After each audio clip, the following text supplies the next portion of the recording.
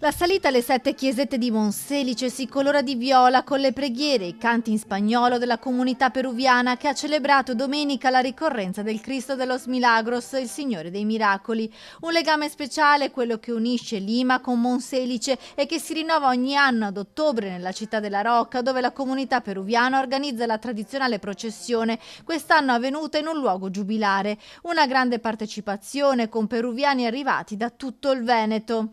Molta gente che arriva qua a Monselice per festeggiare, onorare al nostro Cristo Moreno, che è internazionale, dove possiamo festeggiare tutti i peruviani, anche italiani, e tutto il Veneto. Dopo la messa, la processione con le tappe ad ogni chiesetta e poi, come ogni anno, il rosario fatto di palloncini volato in cielo e i balli tradizionali con gli abiti tipici bianchi e viola.